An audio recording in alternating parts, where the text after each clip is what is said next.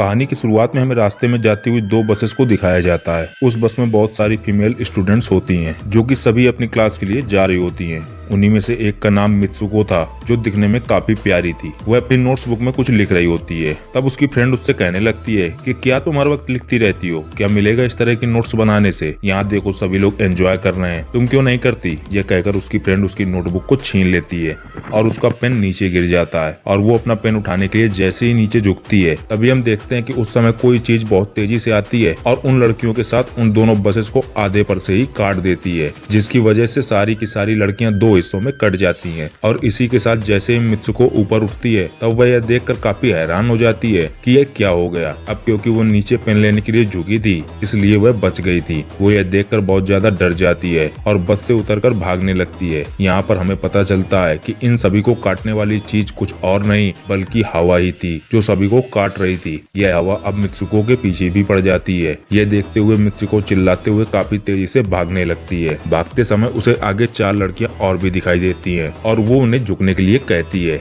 लेकिन अब काफी देर हो चुकी थी। वो हवा उन्हें भी आधे पर से काट कर चली जाती है। लेकिन उनमें से मित्सुको ने एक लड़की को बचा लिया था कि तभी इन्हें कुछ साइकिलिंग करती हुई लड़कियां नजर आती हैं जो कहीं पर जा रही थी। उन्हें भी ये बचाने की कोशिश करती हैं, लेकिन वो हवा उनके साथ भी वही करती है जो अभी इनके दोस्त के साथ हुआ था। और इसी दौरान वो लड़की भी मारी जाती है जिसको अभी उसने बचाया था। अब वो यह देखकर काफी डर जाती है और वो इधर उधर भागने लगती है। आगे हम देखते हैं कि मित्सुको जब एक नदी के पास जाती है तो वो यह देखकर हैरान हो जाती है कि उस नदी में पहले से बहुत सारी डेड बॉडीज पड़ी हुई थी जिनको हवा ने यानी उस अदृश्य चीज ने काट दिया था। वहाँ से वो एक डेड बॉडी के कपड़े लेकर चेंज कर लेती है। अगले सीन में हम देखते हैं कि मित्सुको चलते चलते एक स्कूल में पहुंच चुकी है जहाँ पर और भी बहुत सारी फीमेल स्टूडेंट्स थी। उनका यूनिफॉर्म मित्सुको के यूनिफॉर्म से काफी डिफरेंट था, यानी वो तो उनके स्कूल की स्टूडेंट नहीं थी। कि तभी एक लड़की मित्सुको के पास आती है और उसे कहने लगती है कि तुम कैसी हो। दरअसल देखा जाए तो वो लड़की उसकी बेस्ट फ्रेंड थी, लेकिन मित्सुको उससे पूछती है कि क्या तुम सच में मेरी बेस्ट फ्रेंड हो, क्योंकि उसे कुछ भी समझ में नहीं आ रहा था कि उसके साथ क्या हो रहा है। वो काफी सदमे में थी। यहाँ पर हम यह भी जान पाते हैं कि मित्सुको और उसकी बेस्ट फ्रेंड काफी ज्यादा एक दूसरे को प्यार करती हैं। कि तभी वहीं पर तेज हवा चलती है और मित्सुको डरकर बिल्डिंग के अंदर चली जाती है। उसकी बेस्ट फ्रेंड को कुछ भी समझ नहीं आ रहा था कि यह क्या हो रहा है। वो मित्सुको से पूछने लगती है कि तुम इतना ज्यादा कांप क्यों रही हो और इतना ज्यादा डरी क्यों हो, तुम्हें हो क्या गया है? तब मित्सुको अपने बेस्ट फ्रेंड को सब कुछ बता देती है कि किस तरह से एक हवा का झोंका आया और उसके स्कूल के सभी स्टूडेंट्स को काट कर चली गई। यह सुनकर उसकी दोस्त उसे विंडो के पास ले जाकर उसका हाथ बाहर निकाल कर कहने लगती है कि ये देखो ये बस हवा है और कुछ नहीं है। यहाँ पर मित्सुको के दिल को कुछ शांति मिलती है और उसे लगने लगता है कि शायद ये मेरा ख्वाब ही हो सकता है। जिसके बाद मित्सुको की बेस्ट फ्रेंड अपने दो और दोस्तों को ले लेती है और क्लास को बंक करने का प्लान बनाती है। जैसे ही ये चारों क्लास के बाहर जाने के लिए निकलने ही वाले होते हैं कि तभी वहाँ पर उनकी टीचर आ जाती है और उन्हें देख लेती है, लेकिन वो चारों वहाँ से भाग जाती हैं। वे चारों भागते भागते एक लेक पर आ जाती हैं। वहाँ पर मित्सुको की बेस्ट फ्रेंड अपने दोनों दोस्तों को भी उसके ख्वाब के बारे में बताती हैं। तभी उनमें से एक लड़की कहती है कि हो सकता है कि यह सच हो, जैसे मिरर वर्ल्ड होती है जहाँ पर इस दुनिया से अपोजिट यानी उल्टा होता है। यह कहकर वो तालाब में एक पत्थर फेंक कर कहने लगती है कि देखो यहाँ पर मैंने तो पत्थर फेंका है, लेकिन हो सकता है कि दूसरी दुनिया में मैंने ऐसा न किया हो। कि तभी अचानक से उस तालाब में से एक क्रोकोडाइल निकल कर आता है और उसमें से एक लड़की को खा जाता है। फिर वो लड़की कहने लगती है कि देखो मैंने कहा था ना, जो इस दुनिया में होता है वो उस दुनिया में बिल्कुल भी नहीं होता और जो उस दुनिया में हो रहा है वो इस दुनिया में नहीं हो सकता। तो इसको भी उसी दुनिया में मगरमच्छ ने खाया है। और यहाँ पर ये देखो ये तो बिल्कुल सेफ है। उसी लेक के पास एक बिस्तर यानी एक बेड नजर आता है और वह चारों उस बेड से तकिए को उठाकर खेलने लगती हैं। कि तभी हम देखते हैं कि दूर से दो लड़कियां इन्हें देख रही थी। उन दोनों लड़कियों में से एक ब्राइडल बनी हुई थी क्योंकि उन दोनों लड़कियों ने आपस में एक दूसरे से शादी कर लिया था। जिसके बाद उनमें से एक फ्रेंड बताती है कि हमें कुछ ऐसा करना होगा जो उस दुनिया में इम्पॉसिबल हो, क्योंकि हमारी किस्मत तो पहले से लिखी जा चुकी है, लेकिन हम इसे बदल भी सकते हैं। जिसके बाद ये सभी लड़कियां अपने स्कूल में वापस आती हैं और नेक्स्ट लेक्चर लेने के लिए क्लास में चली जाती हैं। कि तभी मित्सुको देखती है उसके पास एक तकिया पड़ा हुआ है। अब जैसे ही वो उस तकिए को उठाने के लिए नीचे झुकती उठती है कि तभी उसकी टीचर पूरे क्लास में गन से फायर करने लगती है और जैसे ही मित्सुको उस तकिए को उठाकर ऊपर देखती है तो उसके क्लास की सभी लड़कियां मारी जा चुकी होती हैं और यहाँ पर एक बार फिर से वो बच जाती है जैसे पिछली बार अपने ड्रीम्स में बच गई थी। मित्सुको की टीचर उसके पास आकर कहती है कि तुम्हारी हिम्मत कैसी हो गई इस क्लास को बंक करने की, तुम्हारा भी मरना तय है। कि तभी उसी वक्त दो लड़कियां और आ जाती हैं और मित्सुको को बचाकर वहाँ से भागने की कोशिश करती हैं, लेकिन एक दूसरी टीचर वहाँ पर आकर उन दोनों लड़कियों को मौत के घाट उतार देती है। अब जितने भी स्टूडेंट्स की जान बच गई थी मित्सुको उनके साथ बाहर भागने लगती है, लेकिन स्कूल की सभी टीचर्स उन सभी लड़कियों पर फायरिंग करने लग जाती हैं। अब यहाँ पर फायरिंग के दौरान सभी लड़कियां जैसे ही वहाँ से बाहर आती हैं तो यहाँ पर हवा उन्हें काट देती है। यहाँ पर अब मित्सुको एक बार फिर से अकेले रह जाती है और वो वहाँ से भागकर क्राउड एरिया से होती हुई पुलिस स्टेशन में आ जाती है। वो वहाँ पर सब कुछ बताने लगती है। उसकी यह बात सुनने के बाद पुलिस वाली लड़की उससे कहती है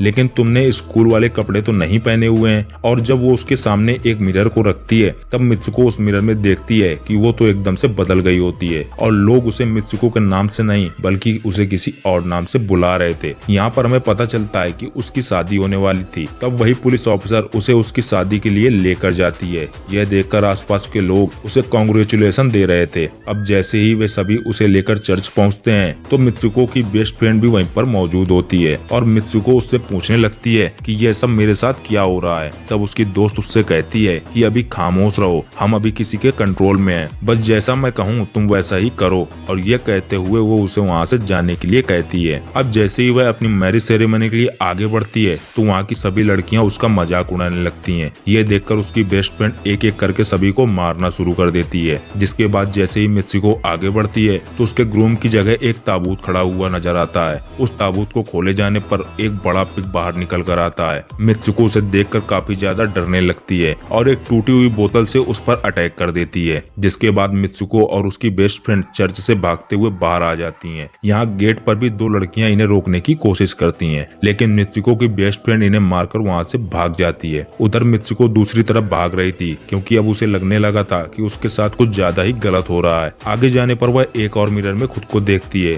तो वह एक बार फिर से खुद को बदला हुआ पाती है। अब जिस जगह पर मित्सुको थी वहीं पर रेस हो रही थी कि तभी उसके पास कुछ लड़कियां आकर उससे कहने लगती हैं कि तुम तो बहुत अच्छी रेसर हो, खड़ी क्यों हो, भाग क्यों नहीं रही। और जब वो भागना स्टार्ट करती है तब वो खुद में काफी एनर्जी फील करने लगती है। जिसके बाद मित्सुको रेस जीतने की पूरी कोशिश करने लगती है। भागते समय उसे अपने डेड फ्रेंड भी नजर आती है जो कुछ वक्त पहले उसके स्कूल में मारी जा चुकी थी। कि तभी उसी वक्त उसकी बेस्ट फ्रेंड भी आ जाती है और तभी ये दोनों नोटिस करती हैं कि वही पिग और वो औरतें जो उन्हें चर्च में रोक रही थी वो सभी इन्हीं की तरफ आ रही थी। भागते समय कुछ लड़कियां मित्सुको से कहने लगती हैं कि इस दुनिया से बाहर चली जाओ। इसके बाद हम आगे देखते हैं कि मित्सुको भागते भागते एक सुनसान अंधेरी जगह पर आ जाती है और वहीं पर कुछ स्टूडेंट्स नजर आते हैं जिन्होंने यूनिफॉर्म पहना हुआ था। वो सभी लड़कियां मित्सुको से कहने लगती हैं कि हम सभी मरे हुए हैं और तुम्हें भी मार देंगे। लेकिन तभी मित्सुको की बेस्ट फ्रेंड वहाँ पर आकर उस लड़की को मारकर वहाँ से मित्सुको को भगा ले जाती है। मित्सुको की बेस्ट फ्रेंड उसे अपना नाम जोर जोर से पुकारने के लिए कहती है, जिस पर मित्सुको अपना नाम जोर जोर से लेने लगती है। इसी के साथ मित्सुको अपने असली रूप में वापस आ जाती है। उसकी बेस्ट फ्रेंड उसे अपना हाथ दिखाते हुए कहती है कि प्लीज मेरे हाथ में जो वायर लगी हुई है उसे बाहर खींच दो ताकि मैं इस दुनिया से बाहर जा सकूं।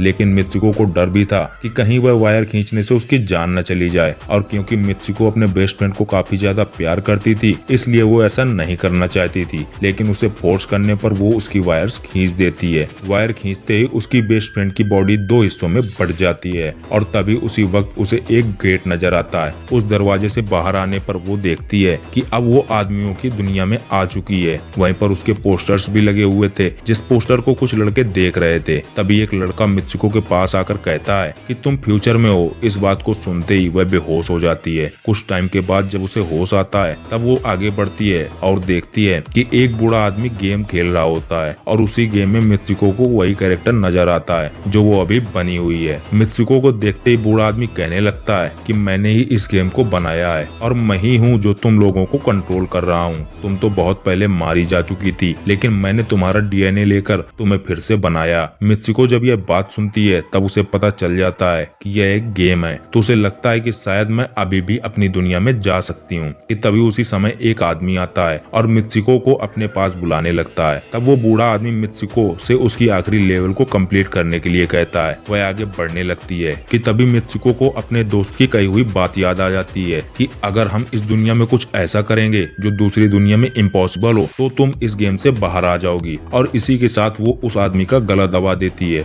और कहने लगती है बस करो हमारे साथ खेलना। यह कहकर मित्सुको उस बूढ़े आदमी की छड़ी को उठाकर अपने पेट में घुसा देती है, जिस वजह से उसकी मौत हो जाती है। और यहाँ पर हम देखते हैं कि बूढ़ा आदमी ये सोच भी नहीं सकता था कि मित्सुको ऐसा कुछ कर सकती थी, और इसी के साथ उसकी डेस्टिनी पूरी तरह से चेंज हो जाती है। वो इस दुनिया में यानी गेम में तो मर चुकी थी, लेकिन असली दुनिया में वो अभी भी जिंदा थी। आगे हमें यह भी दिखाया जाता है कि मित्सुको के बाकी के कैरेक्टर्स भी किसी न किसी वजह से अपने आप को मार लेते हैं, और अब वे सभी गेम का पार्ट नहीं थे। अगले सीन में हमें मित्सुको को बर्फीले जगह पर लेटा हुआ दिखाया जाता है, और अब वह अपने रियल वर्ल्ड में आ चुकी थी। और इसी के साथ ये दिमाग घुमा देने वाली कहानी यहीं पर खत्म हो जाती है। अगर आप आगे भी ऐसे ही एक्सप्लेनेशन मूवीज देखना चाहते हैं तो हमें कमेंट में नेक्स्ट लिखना ना भूलें, और वीडियो को लाइक एंड चैनल को सब्सक्राइब जरूर कर लें। Thanks for watching.